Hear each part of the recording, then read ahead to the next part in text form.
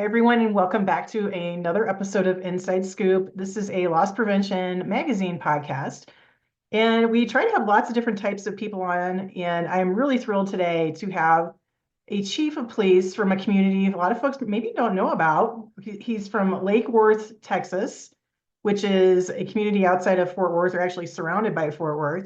And Chief Manoushagian, which I got it right, I Yes, think. you did. That's awesome. The reason why I'm talking to the chief today is he submitted a really interesting article, and we'll get into that. But before we get into all that, Chief, can you give us a little bit of your background, little history about who you are, so our audience gets to know you? Sure. So my name's JT. I've been in law enforcement all of my adult life. I started as a dispatcher when I was 18 years old, served in the military and military police and intelligence, and then civilian law enforcement ever since. So this is really all I know, going on 22 years now. I have served at all levels of the organization. I've been a chief for the last 6 years, and it's really been the highlight of my career. I've loved everything that I've done, but being at a place where you can be a part of implementing change is really fun. Yeah, I love your community. You've only like what's your population, like 4,700 people Yep. total? Yeah, and what how many head count do you have on your staff? So we're a department of about 55 people. Wow. The deceiving thing about our size and our population is it doesn't take into account the people who pass through. So we are over 400,000 cars a day. And you got Wow. to imagine there's at least one person in every one of those cars, more than likely, a few.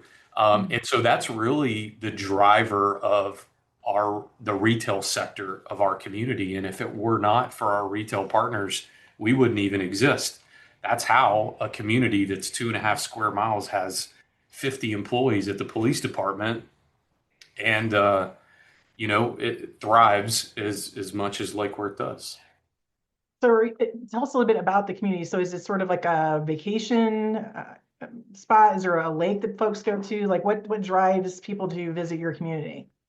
So it's a major thoroughfare. It's situated on an interstate loop, that is the major corridor that makes a loop around the city of Fort Worth. But we connect the distant parts of Tarrant County to the metropolitan center. And, we've got a state highway, the interstate loop. And so folks who live out away from the Metroplex drive through our community to get to work, school, what have you. We are surrounded by Lake Worth, which provides water to the city of Fort Worth. It's a part of the Tarrant Regional Water District. And then just across the lake from us is Lockheed Martin, where all of the F-35s are built. So we have a large government contractor base of folks who drive through, um, and all of that feeds our retail partners. We have every major retailer, all the big box stores, and those folks who are passing through stop to pick up their groceries and they stop to fill up their cars, and they're involved in traffic crashes and all the things. Mhm. So we have the opportunity to get to serve them in a number of different ways. And I'm assuming there's different formats. So I'm sure you have strip malls. Is there a mall, like an enclosed mall, or is that no? Okay. No, no enclosed mall. We have some freestanding stores, and then we have managed properties that have been developed and have tenants, anchored tenants type places. Okay, great. So was snooping around on the website that you guys have posted up there, and I saw that you do a roundtable for organized retail crime. Again, knowing the size of your community and not knowing much about it to begin with, I was like, wow, that's pretty amazing that they have an organized retail crime roundtable. Can you talk a little bit about what you're doing with that? You bet. Before we talk about the roundtable, it's important to understand why we even have one in the Good first point. place. Yeah, why do you need So, one?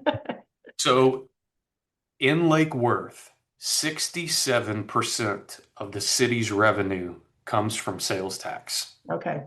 Were it not for our retail partners, as I mentioned before, we wouldn't even exist. So we know that it's in our community's best interest to protect that part of our community. Our retailers are literally our lifeblood. And so as a police department, we derive our mission and our values and everything directly from the community. And so, understanding the importance of our retail partners, we crafted a mission statement that says to create a safe environment where life and commerce thrive. And around the office, I'm famous for saying, I don't think there's another police department in the country that has the word commerce mentioned in their mission statement. And to me, that was critical because it connects the importance of our retail partners with the mission of the city and the police department. So, knowing how important commerce is to us, it's it only made sense that we would engage our retail partners on the thing that drives crime the most in our community, which is retail crime. Any police chief is going to look at the stats at the end of the year and say, okay, where are we doing good? Where are we doing bad? What are the things that we need to focus on? And every year in this community, it's theft that leads far and above all crime categories. So just like the chief of Fort Worth would lean into violent crime, if those were the categories that were leading, we leaned into theft because that was our number one crime category. And we knew that we couldn't do it alone. We knew that our retail partners have people that they employ that are resident experts in the stores. And but they depend on us to file those cases, to make those arrests. But we rely on them to develop the evidence, to identify the suspects. And so we just said, you know what? We got to get everybody together. We've got to get in the same room. We need to know each other's first names. We need to have each other's phone numbers. And we need to talk about what's going on in the community and how we can all work together to bring that number down, the total number of thefts that we're seeing. I think it's so unusual for a police department to initiate that. It's not something that we see a lot in retail. I worked in retail for many, many years and always was trying to develop relationships and partnerships with law enforcement, but it was usually the retailer reaching out. So I love that you guys took that initiative and reached out to your retail partners because you're right. They're the ones who have all the beginning threads of those cases. They're going to have that initial evidence. Tell us a little bit about what those meetings were like, though, that you're conducting with your retail members. Sure. So it started by in-person engagement. So we set the meeting, we picked the date, we have the place, but then we really challenged our detectives and our officers to go out and make in-person contact with Nice. each store's representative, help them understand what this is, and extend that personal invite. And that worked really well. Once we got people in the room, we asked them to scan a QR, got their contact information, and started to build a local database of contacts. And every time we have an ORC roundtable, we update that because we know store managers change, Yep. loss prevention folks come and go. So this allows us to keep a current contact with everybody that's there. But we knew that if it was just kind of a boring old meeting, if it was the same thing every time, eventually the interest would kind of taper off. Mhm. So, for example, this last meeting, we brought in a couple of representatives from the FBI to talk about big picture ORC and how it's feeding other criminal networks. In the past, we've brought in different vendors, technology vendors, what have you, to let folks know what else is out there. And we've had some success with that. But I would also say that in addition to just engaging our retail partners, we've also been successful in reaching our property managers. Nice. Know that some of our retailers would see technology or strategies and say, that's great. We would love to do that. We don't own this property. We Mhm. don't get to determine what's put up or what's not. And so we said, okay, let's go upstream some more And who does own it? Let's talk to them. And so we've been successful in engaging some national property managers, helping educate them about what's available, how we can help, how they could benefit from implementing different technologies. And at the end of the day, what's best for them is having all of their property leased. And being able to lease all your property depends on its safety, its security, so many things. So everybody, all kinds of different stakeholders are at the table. And we share stories, we talk about trends, we build relationships, we provide food. Very important. You bet. You bet. That's normally what gets folks to the meeting. Yeah. Um, but at the end of the day, it's just trying to be real and available and approachable so that we can solve problems together. Yeah, I love this. It's like the perfect model of what you want to see happening between the community members, retailers and law enforcement. And unfortunately, that's not what's happening out there across the country. I mean, even just some of your neighboring cities around you don't have that model. What would you say to like a law enforcement officer who's working in a department, who's got a chief whose focus is not on commerce, who doesn't see it as that important? Like, how do they sort of fight those headwinds within their department? Unfortunately, every department, every chief is going to have to establish their own priorities. Sure. And there is a hierarchy of importance. We're going to begin with life first. And Mhm. so if there's something going on, violent crime, problem areas, it's just a fact that those are going to get more attention. They're going to get more resources. And so Mhm. it's really tough in communities that are battling violent crime because they're probably not going to get a lot of resources for retail crime. Right. That is really what fed the article that I sent you. Yeah. And what I want those chiefs to know is even if you can't, we can. Every case that we're solving here in Lake Worth is tied to a half dozen in Fort Worth. So Mhm. if you will just have your detective engage with us who's working those cases, we will connect them. We will develop the suspect. All they will have to do is say the Lake Worth person that they arrested is the same person I have. Cut warrants, file the cases, and they can move on. We Right. understand that they have different priorities, but that's another reason why we would love for retail partners to focus their attention on departments where they have high levels of law enforcement engagement. Reason being, they're going to end up solving those other cases and those high loss stores where you're not getting a lot of cooperation. Right. Yeah, and it's all this like overlapping effect. You in your article, you made a reference or a comparison to military, Yeah. and talk a little bit about that because I thought that was a good analogy. Yeah, and really the point that I was trying to make is you got to have people on the ground that are able to make the calls. Mhm. So, pilots flying overhead don't know where the need is, but the guys on the ground do. And so when they make that call and say, "Hey, I need some support," and if you engage in this area, it's going to be the most effective, then I'm encouraging leaders in these corporations to trust that. If your folks on the ground are saying, we need help and support in this area, give it to them. It's going to have the most effect. Yeah.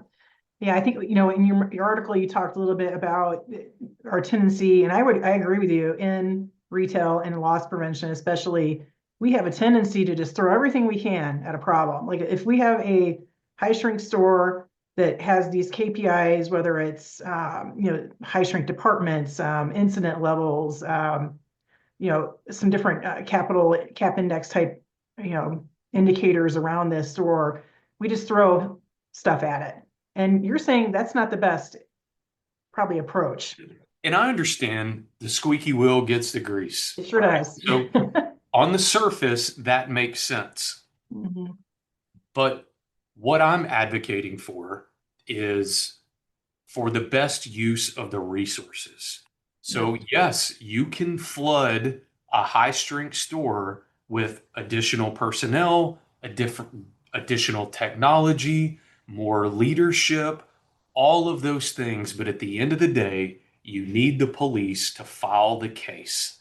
Right. And you can put all this work and effort into a location, but if we can't hold the bad guys accountable, then what is all that for? Right. So I'm simply saying if the goal is to stop the theft from happening, then we have to apprehend those who are doing it and we have to hold them accountable.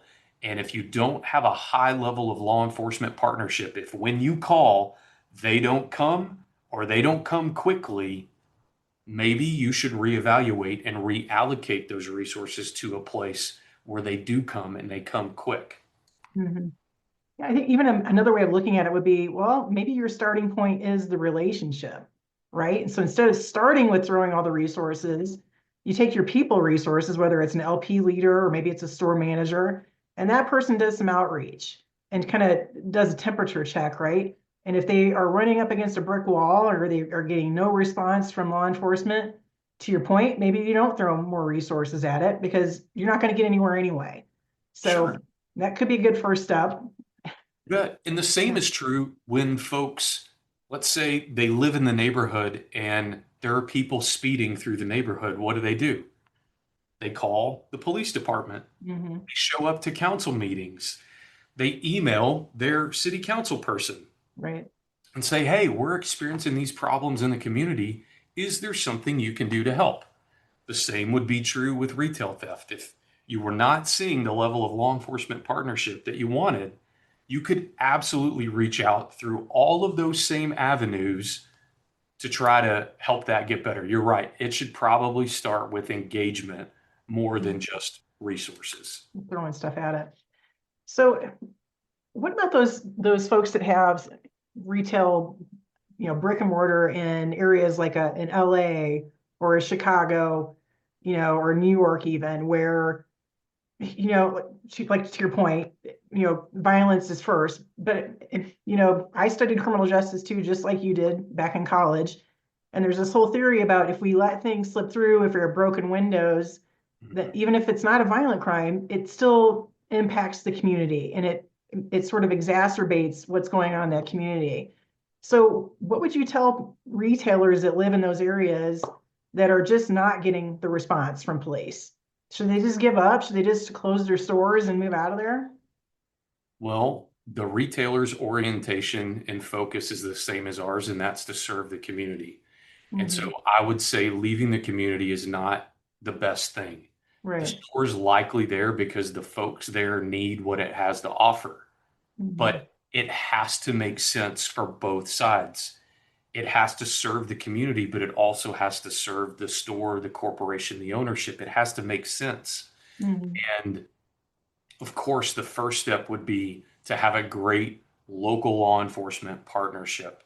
But if that's not possible, understandably, you have to start taking precautions in the store.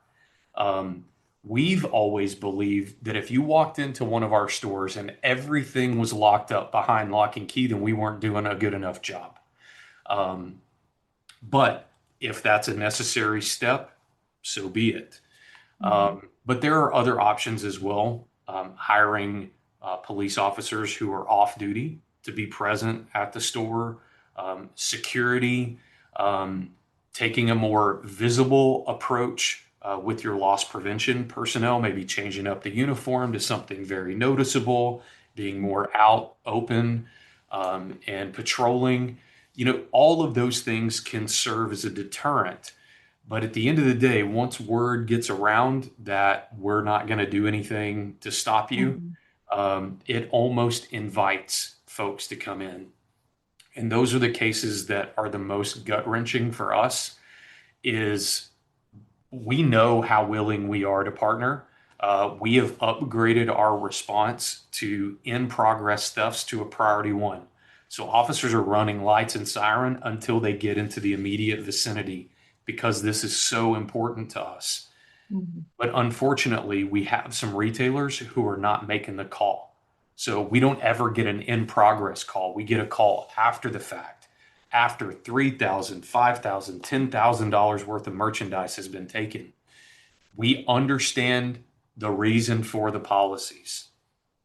But if we're here talking about this issue, we can probably get to the point where we say something's got to give. And Right. perhaps it's a reevaluation of the policy to make sure that it is providing the most support to the local store leadership team, to law enforcement, and everybody else. Yeah, I think to your point, having these blanket policies that cover the entire United States, right? Having one policy for every jurisdiction within the U.S. As a retailer, I don't think makes a lot of sense anymore. If you've got a department that's willing to go lights out, what did you call it? Level one, The priority one. Yep. priority Lights and one. siren. Yep. Yeah, you're willing to do that. So maybe we have a little bit different policy for your jurisdiction.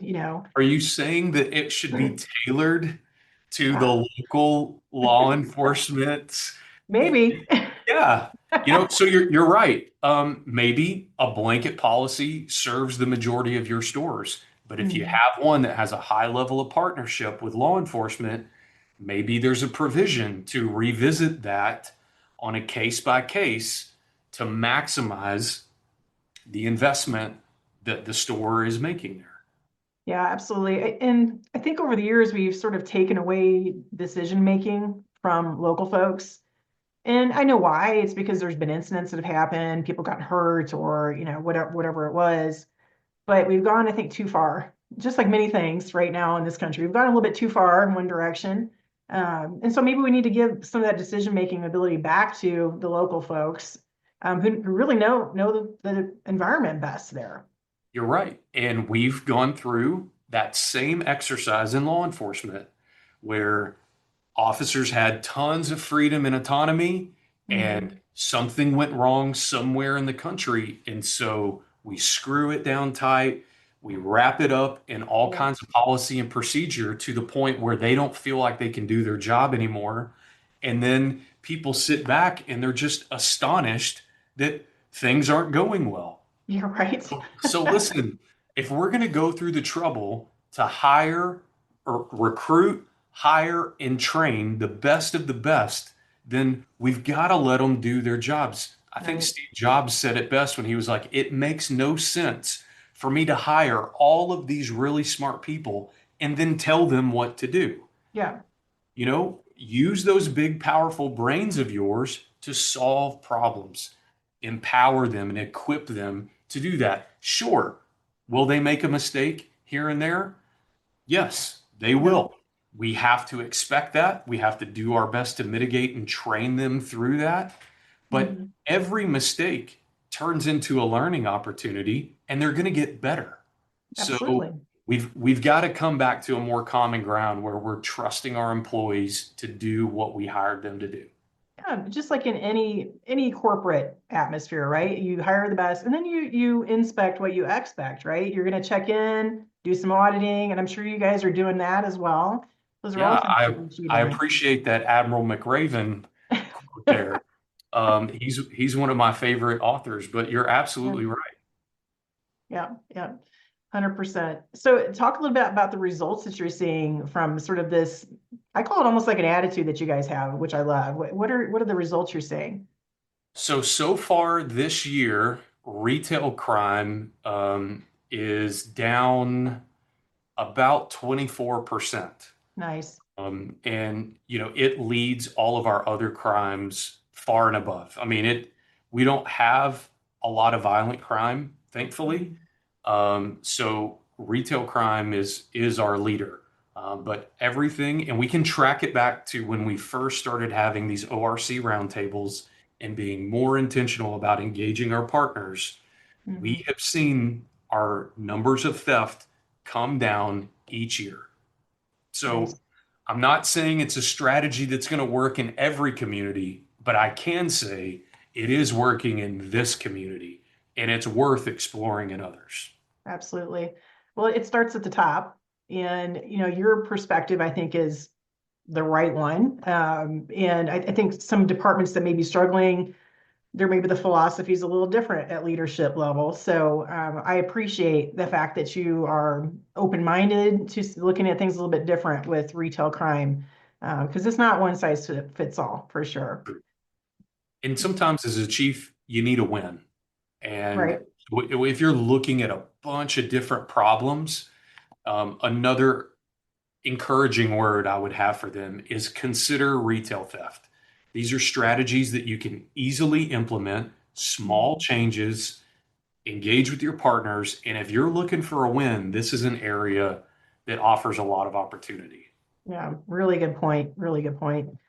So how is it working with some of the jurisdictions around you? Are you going to other ORC group meetings? Like I think Dallas Fort Worth area has its own ORCA. Do you guys They, participate with that? they do, and we are starting to. Okay. Interestingly, many of those folks are coming to our ORC meeting. That's So we when have we food. learned, that's it, right. That's when we learned that those other ones even existed. Okay. Admittedly, I didn't do a ton of research. I just saw the need and said, let's do something, only to discover after the fact that there kind of is this, DFW area group that was meeting. Right. But many of those folks came to ours.